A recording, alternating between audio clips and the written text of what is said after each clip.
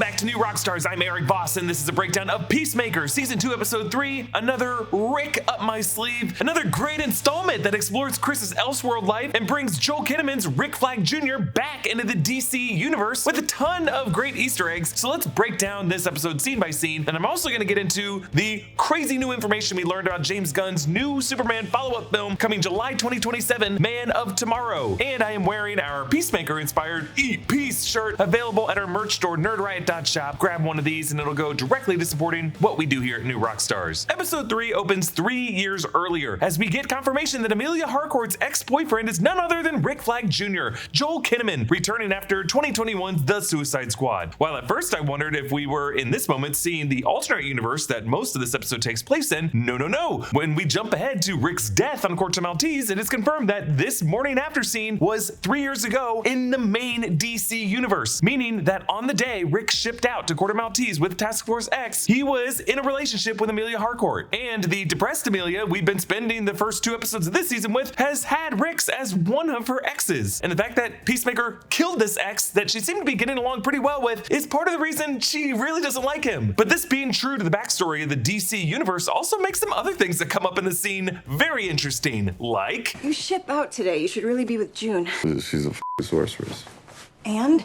And I'm afraid if I break up with her, she's gonna burrow a hole through the planet. Whoa! June is Dr. June Moon, aka Enchantress, who is played by Cara Delevingne in the 2016 David Ayer Suicide Squad, in which Joel Kinnaman also played Rick Flag. Now, in that 2016 film, there was a romantic relationship between Rick and June that was all part of Amanda Waller's manipulation of both of them in order for Waller to try to get control over the heart of the Enchantress spirit that was possessing June. But that movie ended with Rick crushing that heart to destroy the Enchantress spirit, freeing June so that Rick and June could be together. So now this is an element from the Zack Snyder era of the DCEU that James Gunn is allowing to be canon in the DCU. Will it be Cara Delevingne who plays June Moon in the DC universe going forward? Will we ever see her? We'll see. Here's what James Gunn has said about this in the official After Show podcast. You mention a girlfriend who could blow a hole in the earth.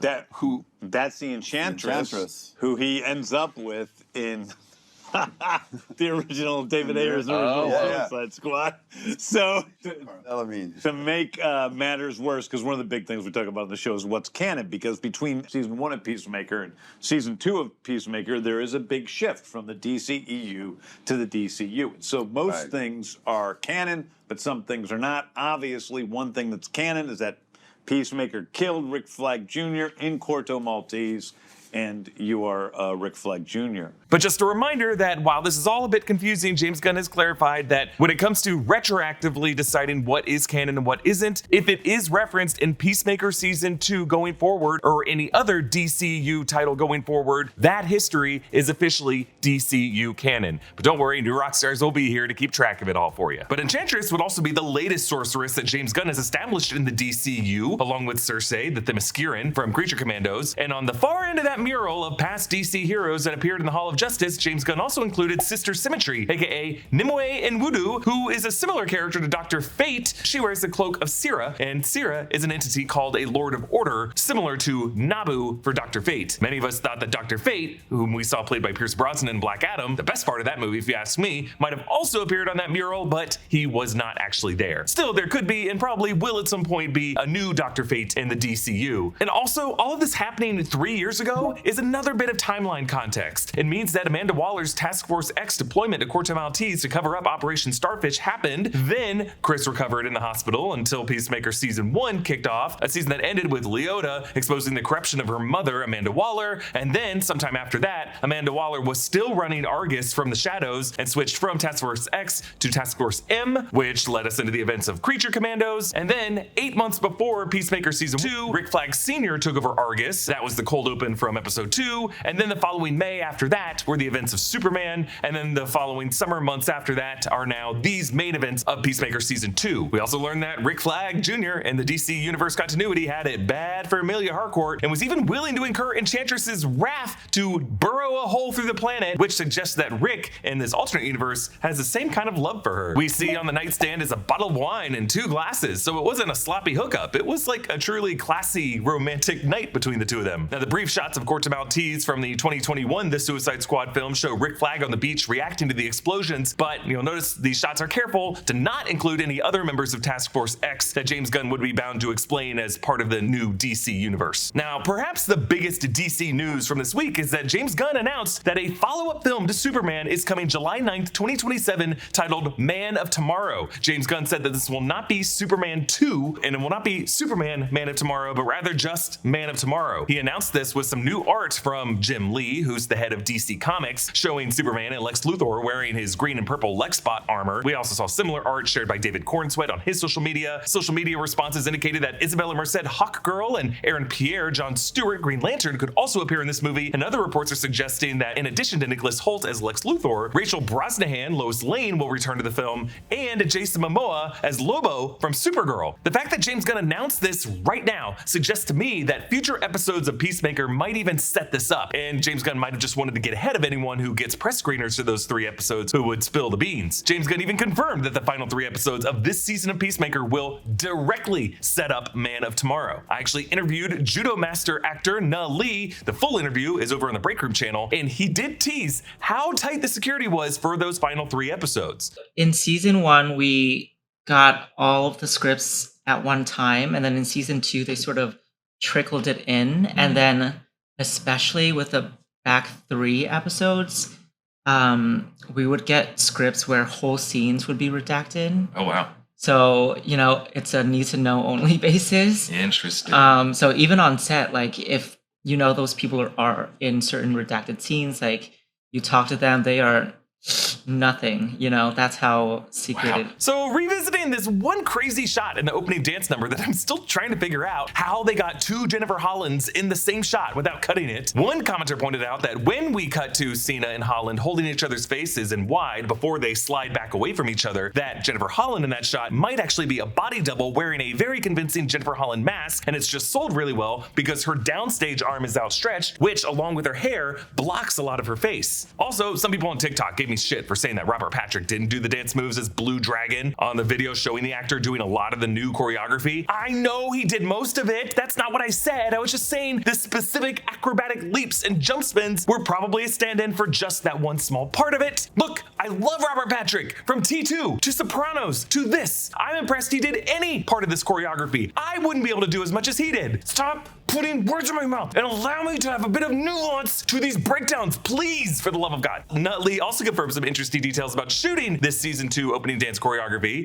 And I will say that this title dance opening tells a little bit more about the story. So if you watch close enough, you can sort of suss out general plot points. Interesting. So yeah. Be aware of that. I've started to pick up on a bit of that. So it sounds like I was onto something paying attention to the groupings of the characters, but by plot points, based on the way the dance ends, do all of these characters end up dead this season? Episode 2 ended with Chris being drunk on Bud Light, having wandered through the QUC to this alternate dimension to get a proper cell signal to text Harcourt of this universe. Keith wakes him up now, and in addition to the Def Leppard Pour Some Honey on Me poster, all of it spelled correctly here, and a poster for Hanoi Rocks XX, another example of alternate spelling in this alternate universe. Now, in this angle, we can see a poster for Hardcore Megastars, which is an alternate universe version of Hardcore Superstar, our world's Swedish rock band whose song You Can't Kill My Rock and Roll played over the end credits of the Peacemaker Season 1 finale. As Chris pees, he catches up on a text exchange with Amelia of this universe who says she just wants to be cautious and only just talk when they meet, so Chris has to rush to put on his variant's douchey clothes and realizes his variant was also on a lot of pills, justifying Keith's worrying. Keith confirms to Chris that the Kardashians do not exist in this universe, which I'm hoping also means that O.J. Simpson never killed Nicole Brown and Ron Goldman, because it was that trial where O.J.'s dream team included personal friend and attorney Robert Kardashian that I think was the nexus event in our history that made the Kardashian family a household name. Well, that plus, Ray J. After quizzing his brother Keith, Chris finds his variant Peace Cycle, a Harley Davidson with some heavy artillery mounted on the front and some heavy bass speakers on the back. As he drives through the town, we see the license plate is what we saw a close-up photo of in episode 2 on alternate Chris's phone, Too Dope. Chris gets adoration from all the townspeople. Peacemaker! Peacemaker, I love you! Love you too, little man. Peacemaker, I love you! Peacemaker! That's a bit much. Now, one thing to pay very close attention to in this seemingly best dimension ever, the background extras. They're like 99% white. I think the only non-white extra I saw was the hot dog vendor. Now, I know some of you are gonna be like, whoa, dude, why inject politics into this? But that's not what I'm doing here. If you watch shows in 2025 as closely as I do, there is just something odd about this, whatever your personal politics may be. Because nowadays, all major Hollywood productions have just made big efforts to try to diversify the backgrounds of their worlds, to at least try to reflect the racial diversity rates of America. And I know the America of the fictional DCU is not the exact America of our real world, but it is still some version of America with the good and the bad of our America, evidenced by Augie's history as the White Dragon. And James Gunn has been part of this diversification effort. And I'm not here saying he and Hollywood as a whole are currently doing the best job at this, but we can say that the world of Metropolis and Superman certainly reflected a good amount of diversity when it came to the regular citizens on the streets of Metropolis. James Gunn has done this in Peacemaker too, like giving episode 2's funniest joke to this day player. You got a good view there, Beaker? Beaker? Who's... He's a Muppet. Do I look like him? A little. And that's bad? It's not good. So when comparing the alternate universe Evergreen to other DCU settings that James Gunn has also populated, the fact that nearly all of the residents we see here are white should just feel a bit odd to you, especially when we intercut from that dimension to the normal reality of the DCU, scenes that are driven by Tim Meadows and Danielle Brooks and Sol Rodriguez. So if that really is where Gunn is going with the season, I think it's such a devilish twist to pull on viewers that will force a lot of us to check our own blindness for things other than ducks versus eagles. We actually could even be looking at Earth X from the DC Comics, which is a reality where Germany won World War II. Yeah, we might be looking at a subtle or not so subtle, depending on your personal lens, Man in the High Castle type of reality. I just think it's clear that some other shoe is gonna drop and it's gonna hurt. Meanwhile, back in the normal dimension, the rest of the 11th Street kids wake up after their night partying. Leota tries to get Amelia to open up about her and Chris's history, while Adrian interrupts with some nonsense about his favorite animals, which we learn include spiders and crows, along with the owls he was going on about with John Economos in episode 1. He says crows are the only birds to use tools and could straighten a paperclip to stab each other with. In the other universe, Chris arrives to the Argus Evergreen offices. The sign reads Advanced Research Group of the United States. The check-in desk guy asks, how did Mr. Grant's test turn out? Very positive. Oh, that's terrible. I was hoping it wasn't cancer. Mr. Grant, huh? Could be Ted Grant, aka Wildcat, the boxer turned superhero with 9 lives who showed up on the Hall of Justice mural in Superman and might be old enough now to be more at risk for such health issues. Chris runs into Rick Flag upstairs and he reacts like seeing a ghost. It doesn't help that Rick is wearing a shirt with the same color of yellow as the t-shirt that he wore in the moment Chris stabbed him to death. Rick reacts territorially when Chris just wants to talk with Amelia, awkwardly staring them down when they hug and knocking over things. And I like how at some point he knocks over something on the guy's desk and it just like sits at that other guy's desk. This scene clears something up for us. Jarhead.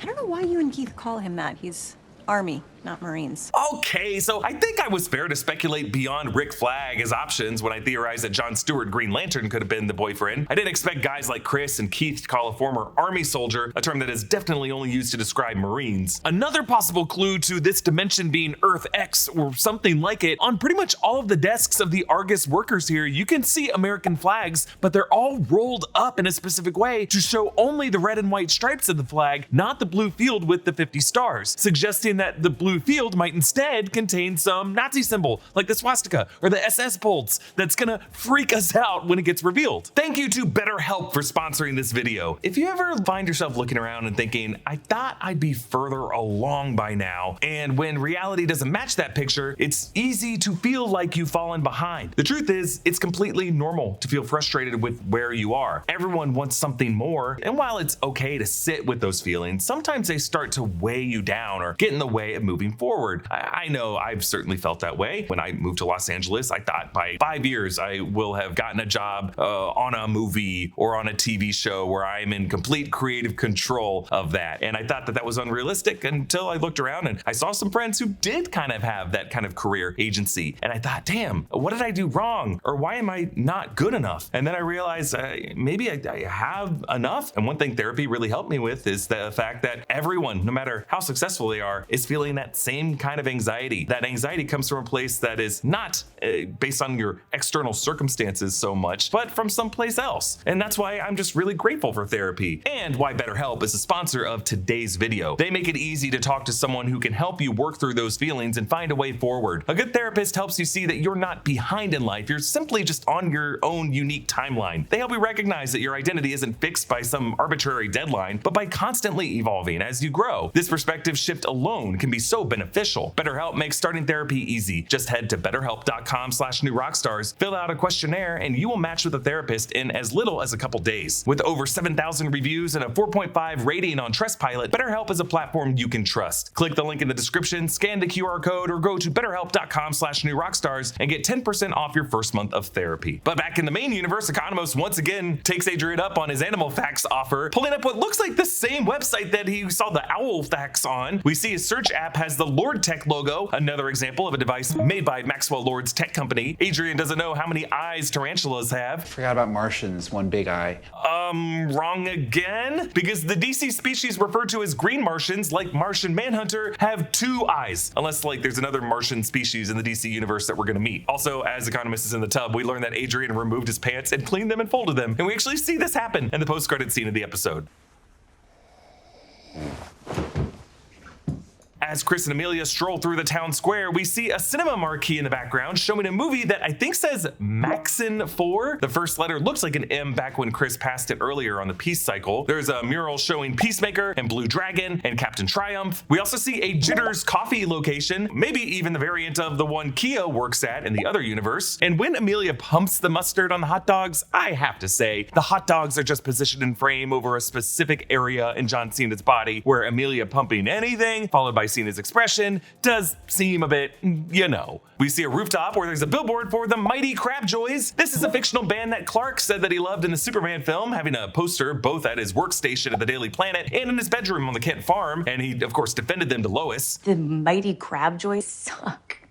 Okay, well, a lot of people love them. And you'll notice in later shots that this billboard is actually the band promoting the local Evergreen station 106.7. There's also a West End Wax record store behind them when they're sitting on the bench, which is a deep cut to James Gunn's youth. This was a St. Louis area record store popular in the 70s, 80s, and 90s, but no longer in business, I don't think. James Gunn grew up in a St. Louis suburb of Manchester, Missouri, and as a punk rock musician, even from his teenage years, likely spent a lot of his time in West End Wax. And now that he's creating his best dimension ever on Peacemaker, of course it would be a universe where West End Wax never went out of business. Peacemaker tries to make things right with Amelia in this universe, saying he's working on being less of a dick and apologizing to Amelia for whatever his variant did to hurt her and getting her to consider rekindling a relationship. But as they start to reach this breakthrough, people start sprinting past in the background, and one of them trips and kablooey! His body explodes, knocking Chris and Amelia on their backs. This terrorist group, the Sons of Liberty, take over the Evergreen DMV. We actually saw a newspaper headline at the bottom of the frame front page back in episode 1 that mentioned the Sons of Liberty of this universe. They're an ultra-patriotic paramilitary group from Superman Volume 2, number 53 from March 1991, but in this show, their threat is to destroy one government office per week until their demands are met. What are their demands? We don't really get there. We learn that they use these types of explosives to blow up a housing and urban development office the week before, and Chris runs into the neighboring business, Fairy Tale Grooming, another example of an animal lover in the DCU, going out of their way to make sure all the pets get to safety, like that woman in Supergirl leaving Metropolis but bringing her turtle along. This guy gets a rabbit and what looks like a snake or an iguana. The Sons of Liberty rig up the explosives, and Chris leaps from one rooftop into the window of the DMV office. Chris uses the clever tactic of not only breaking the emergency fire axe glass to get the axe as a weapon, but leaving that shattered glass on the ground so that he would hear it when a dude crunches on the shards of glass so that he can spring out. Wait,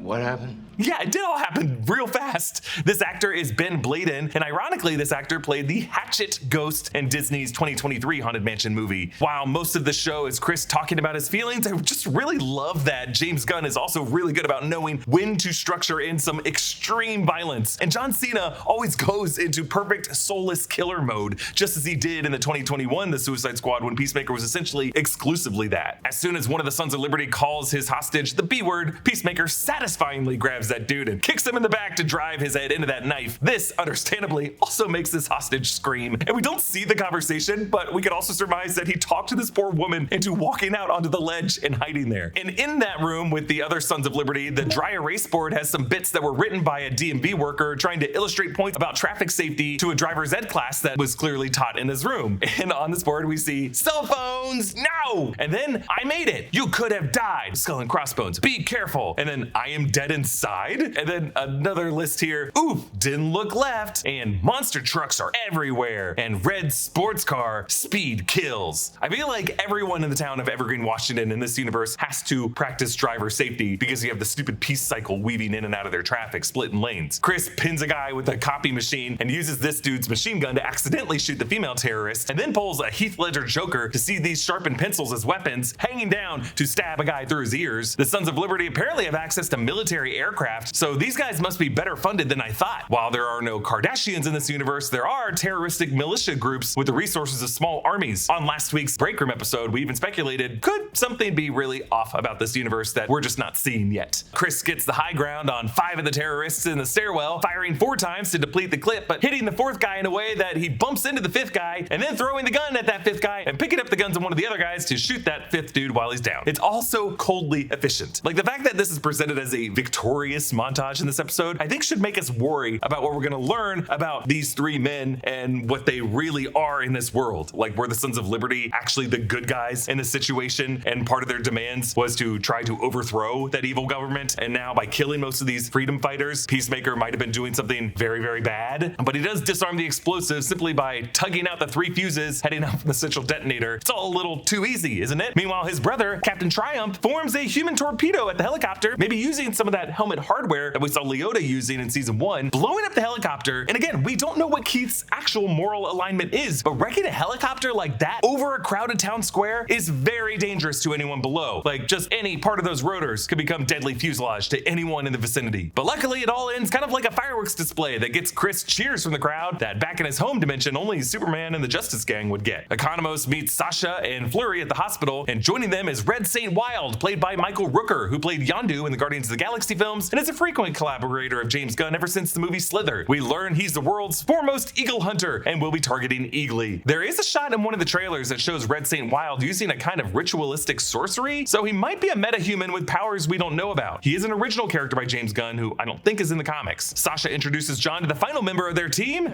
Who the fuck is Rip Jagger? Hey, fatty. Judo Master returns, and we get confirmation that he is the Rip Jagger Judo Master. Judo Master, of course, joined season 1 as a bodyguard to Senator Goff and as an ally to the Butterflies, an op to the 11th Street Kids, who constantly fights Economos and Chris and always manages to wriggle away, munching on his favorite snack food of flaming hot Cheetos, all out of an agreement with the Butterflies on their plan to bring peace to this planet. Na Lee actually talked about that moment where Judo Master wept at Coverdale Ranch and how that brought him to season 2. This mission's gone awry and everyone he's worked with is dead, and his mission basically failed and he showed up late to the party. It's sort of me thinking of this character's background of what were the times before this that he tried his best and it still didn't work out. And so he felt like he's failed, and so he, starts crying and eating hot Cheetos to comfort himself. I think it's his desire to do good, and I think that's some of the animosity that's carried through season 2, because in season 2 he starts working with Argus, whose mission now is to capture Peacemaker.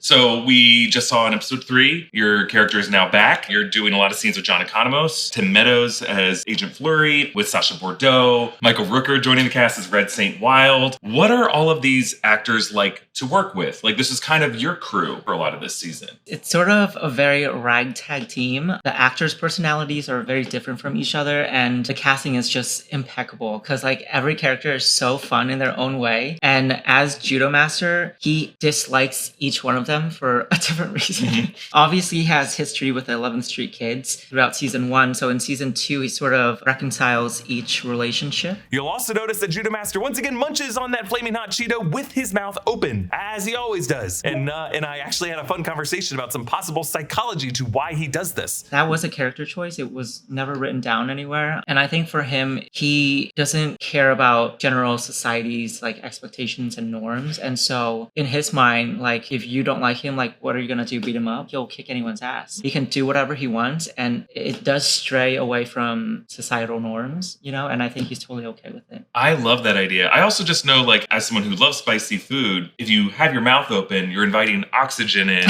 to react with those spices and activate them in a way. And that they tell people who like do hot ones and other things, like keep the mouth closed and then let the saliva just wash it down. So do you think there's something there with Judo Master inviting that pain? Like, I want all the spices to boil my tongue. Yeah, I can definitely see that. And I have said in interviews prior that he is sort of like a masochist, like he likes the pain. So maybe that was, yeah. This episode ends with Chris making plans to follow up with Amelia, emotionally sharing a drink with Keith, and then heading back through the QUC to his home dimension as the Argus strike team heads to Chris's house to stop the QUC from becoming another Metropolis incident. While trying to hide how much he was staking out Chris all season long, that deception from Economos will soon be not so economical to him. I'm sorry about that. Comment down below with your thoughts, and a special thanks to one of our YouTube members, Marisa Miranda, who supports us at the executive producer level. Follow me at Erik Voss and subscribe to all the channels in the new Rockstars network for breakdowns and news coverage of everything you love. Thanks for watching, and I'll see you next time. Bye.